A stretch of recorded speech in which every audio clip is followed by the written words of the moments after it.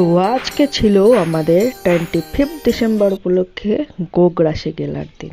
তাই ঝটপট সাইকেলটা নিয়ে আর তার সঙ্গে একটা ব্যাগ কুড়িয়ে নিয়ে বেরিয়ে গেলাম মুরগি মামুকে আনার জন্য। অবাক হওয়ার কিছু নেই, বেরিয়ে দেখি মুরগি মামুকে আনার জন্য কেউ একটা ব্যাগও নেয়নি। তাই রাস্তায় পড়ে থাকা সেই আদিমকালের ব্যাগটা নিয়েই চলে এলাম মুরগি মামুর কাছে। এসেই প্রথমে মুরগি মামুর কাছে পারমিশন নিয়ে নিলাম, সে কি আমাদের পেটে যেতে চায়। তো তার কাছ থেকে সম্মতি পাওয়ার পর কাকুকে বলে তাকে ভালো করে কাটিয়ে চলে আসি মুদি কাকুর কাছে। তো তোমরা বলতে পারো মুরগি মামু কেন, মামি কেন নয়? তো মামির সঙ্গে আমরা কথায় পেরে উঠিনি, তাই মামুকেই পটিয়ে পাঠিয়ে আমরা রাজি করিয়েছি আমাদের পেটে যাওয়ার জন্য। এরপর মুদি কাকুর কাছে সমস্ত বাজার নিয়ে আমরা মুরগি মামুকে ভালো করে ধুয়ে চলে আসি আমাদের গন্তব্যস্থলে।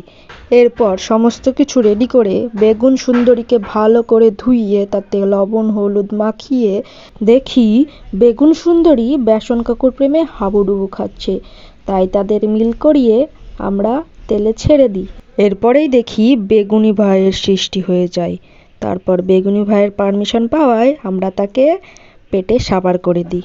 এরপর মুরগি মামুর পারমিশন তো আমরা আগেই পেয়ে গেছি, কিন্তু বেসন কাকু আর বেগুন সুন্দরীর ব্যাপারটা দেখে তার দুঃখ হচ্ছিল।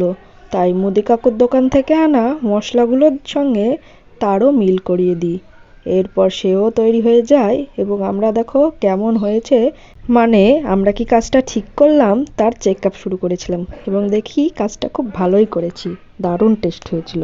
এরপরেই চুরি করে আনা পেঁপে চুপচুপ করে চাটনির জন্য তৈরি করছিলাম, কিন্তু এরই মাঝে দেখি উনুন কাকু আবার রেগে গেছে, কারণ তার জ্বালানি শেষ হয়ে গেছে। তাই জ্বালানির সঙ্গে তার মিল করানোর পরেই দেখি পেঁপেগুলো আবার ফুটতে শুরু করেছে রেগে। তাই তার সঙ্গে মিষ্টির সেরার মিল করিয়ে আমাদের সব তৈরি হয়ে যায় এবং খেয়ে আমরা বাড়ির দিকে রওনা দিই। টাটা।